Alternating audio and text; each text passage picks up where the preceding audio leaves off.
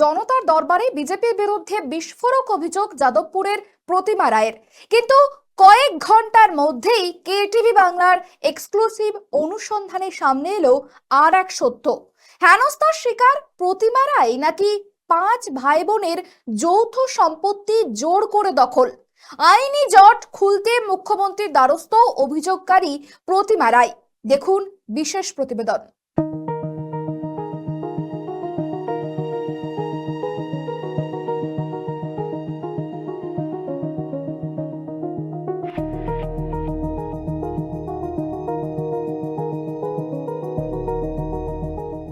রাজ্যে রাজনৈতিক পালাবদল হয়েছে, কিন্তু বদল হয়েছে কি সাধারণ মানুষের জীবনযাত্রার? বৃহস্পতিবার জনতার দরবারে বিজেপি বিধায়কের বিরুদ্ধেই অভিযোগ জানিয়েছিলেন যাদবপুরের বাসিন্দা প্রতিমা রায়। তার দোকান বিধায়ক সর্বরী মুখোপাধ্যায়ের সহযোগীরা ভাঙচুর করছে, দখল করা হচ্ছে বলেও অভিযোগ জানিয়েছিলেন। বিজেপিকে ভোট দিয়ে আনলাম, যে বিজেপি দরকার। তারক চক্রবর্তীর লোকেরাই সবরীদিকে দিয়ে করাচ্ছে। সবরীদি, অয়ন পাল, রাজা রায়, এরা আমি সবরীদিকে বললাম, সবরীদি বলে কি যে একটা দোকান গেছে কুয়েছে, ওই দোকানে আরেকটা দোকান আছে তো তোমার। সেই ঘটনার 24 ঘন্টা কাটতে না কাটতেই সোজা ঘটনাস্থলে পৌঁছে যায় কেটিভি বাংলা। 16/1 কালীকুমার মজুমদার রোডে পৌঁছালে দেখা যায় একেবারে অন্য ছবি। সামনে আসেন দোকানের আসল মালিকেরা, রেণুকা দাস, পীযূষ কান্তি দাস, প্রদীপ পবন দাস, তুষার কান্তি দাস এবং শ্যামল কান্তি দাস। 5 ভাই বোনের যৌথ সম্পত্তি এই দোকান। তাদের বিস্ফোরক দাবি, প্রতিমা রায় সম্পূর্ণ গায়ের জোরে একজন দখলদার হিসাবে বহাল ছিলেন। তার কাছে কোনো বৈধ কাগজপত্রই নেই।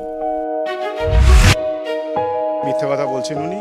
এই দোকানটা উনিই যে মালিক বা উনি যে দোকান চালাতেন, এরকম তো কোনো তথ্য উনি দেখাতে পারবেন না। ওনার কাছে কিচ্ছু নেই। উনি দখলদার হিসাবে হয়তো কিছুদিনের জন্য দোকানটা আমাদের থেকে দখল নিয়ে ফেলেছিলেন। পীযূষ কান্তি দাস, প্রদীপ পবন দাস, তুষার কান্তি দাস, শ্যামল কান্তি দাস, আমি শ্যামল কান্তি দাস। ঠিক আছে, এই হচ্ছে দলিল, এই বাড়ির দলিল। সেক্ষেত্রে দোকানেরা চালালো, কিন্তু ভাড়াও নয়। এবারে আমরা তাকে কোর্টে নোটিশ করলাম, উনি কোনো রকমভাবে তার সেগুলো রেসপন্স করলেন না।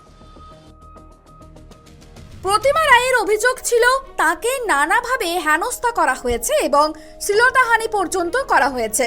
যদিও বাড়ির সদস্যরা সমস্ত অভিযোগ অস্বীকার করে দাবি করেছেন বিষয়টি সম্পূর্ণ আইনি এবং বিচারাধীন। তাদের দাবি কোনো রাজনৈতিক দল এর মধ্যে যুক্ত নয়, কিন্তু অসহায় বোধ করায় প্রতিমা রায় বিভিন্ন প্রভাবশালী মহল ও মানবাধিকার সংস্থার কাছে সাহায্যের জন্য দরবার করেছেন। উদ্দেশ্য প্রণোদিতভাবে রাজনৈতিক রং চড়ানোর চেষ্টা করছেন। ওনার কাছে অরিজিনাল ডকুমেন্টস না থাকার কারণে উনি যে কোনো রাজনৈতিক দলকে এর মধ্যে জড়িয়ে ফেলার চেষ্টা করছেন। আমার এগেনস্টে ক্রিমিনাল কেস করে আমি ওনার শ্লীলতাহানি করেছি, আমি ওনার ব্লাউজ ছিঁড়েছি, আমি ওনাকে মারধর করেছি। তখন পুলিশের কাছে এই রিপোর্টস গেছে। গতকাল খবরের চ্যানেলে দেখলাম উনি বলছেন যে অয়ন পাল, রাজাদা, সর্বরীদিও এর মধ্যে যুক্ত। এনারা কিন্তু কোনোভাবেই যুক্ত নেই। যেইভাবে আমার কাছে ক্রিমিনাল কেসের যে এফআইআর কপিটা রয়েছে, সেখানে সমস্ত ডিটেলসই লেখা রয়েছে। আমি সেটা নিয়ে কোর্টে মুভ করেছি। এখানেই শেষ নয়, তদন্তে জানা যায় 2024 সালে মানবাধিকার সংস্থাকেও নাকি ভুল বুঝিয়ে তালা ভাঙানো হয়েছিল। ঘটনার তদন্তে নেমে প্রতিমা রায়ের আরও সাংঘাতিক ছক সামনে আসে।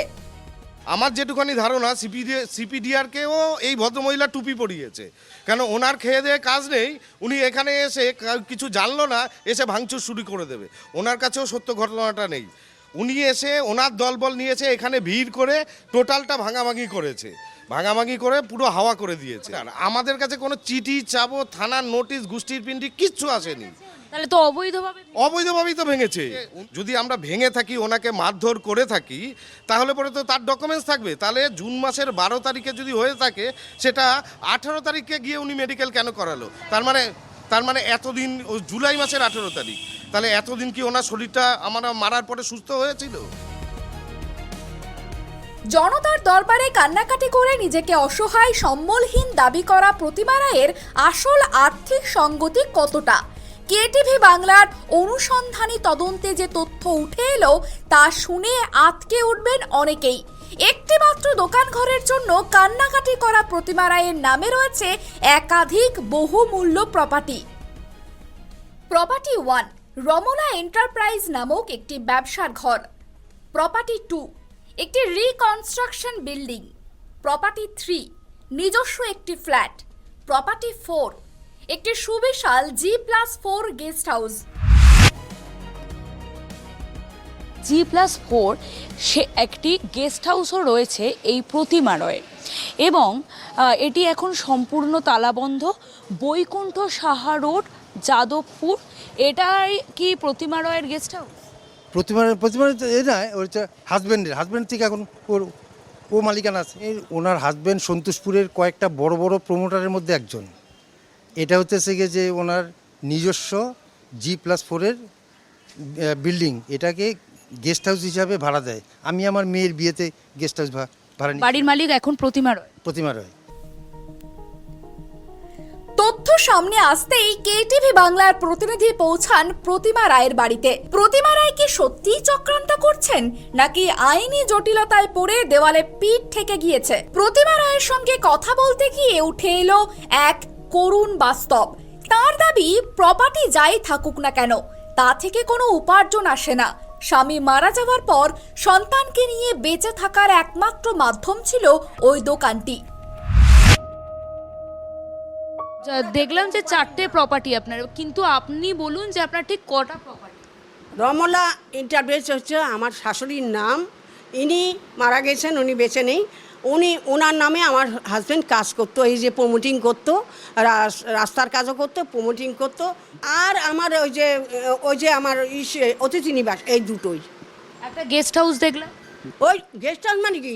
ওইটা আপনি দেখেছেন তো? ওইটা তো ভাড়া দিতে দেয় না, গেস্ট হাউস না, ওটা শ্বশুর বাড়ি। আমার হাজব্যান্ড করেছে শ্বশুর বাড়ি। বড্ড একা, আমার কোনো ছেলে নেই, আমার পাশে দাঁড়াবার মতো কেউ নেই। আমি তার কাছে আমি দর্শকের দরবারে গিয়েছিলাম। সবাই বলছে শুভেন্দুদা সব কিছু করে দেয়, সবাই জানে যে শুভেন্দুদা করে দেয়। আমরা টিভিতেও দেখি শুভেন্দুদা মেয়েদের জন্য অনেক কিছু করে। আমি তো মেয়ে, আমার মেয়েও মেয়ে, আমরা দুটোই মেয়ে। আমাদের আর কি আছে? আমাদের কোনো রোজগার নেই, আমাদের কোনো রাস্তা নেই। আমি ওই দোকানটা করে করে টুকটুক আমার মেয়েকেও ওই শয়তানের তারক চক্রবর্তীর দলের লোকেরা নিয়ে গিয়ে মদ বাতালি করে আমার মেয়েকে অসুস্থ করে দিয়েছে। মদ বাতাল ড্রাগের নেশা ফেশা করে আমার মেয়েটাকে খারাপ করে দিয়েছে। আমাকে মেরে ফেলার জন্য অনেক চেষ্টা করেছে তারক চক্রবর্তী, অনেক কিছু ভাবে আইন কেটে দিয়েছে। তারা কোনো মালিক না, তারা ভাড়াইটা। সবাই জানে তারা ভাড়াইটা, কোনো মালিক না। তারা বিজয়গড়ের দিকে ছিল, তারা এখানে এসে ভাড়া নিয়েছে। আর যে মালিক তারা দুজনেই মারা গিয়েছেন। ওরা তো ভাড়াইটা, ওরা কি করে আসল দলিল পার করে? এগুলি এখন যেহেতু বাড়িওয়ালা মারা গিয়েছে, বাড়িওয়ালা মারা যাওয়ার পর ওরা এখন মালিকানা দেখাচ্ছে। প্রতিমা রায় এও জানিয়েছেন, জনতার দরবারে মুখ্যমন্ত্রী আশ্বাস দিয়েছেন সর্বরীকে দিয়েই দোকান ফেরাবেন তিনি। মুখ্যমন্ত্রী আমাকে আশ্বাস দিয়েছেন, খুব ভদ্র ব্যবহার করেছেন, আমাকে খুব ভালো করে বলেছেন যে আপনি 140টা দিন। 140টা নিয়েছে।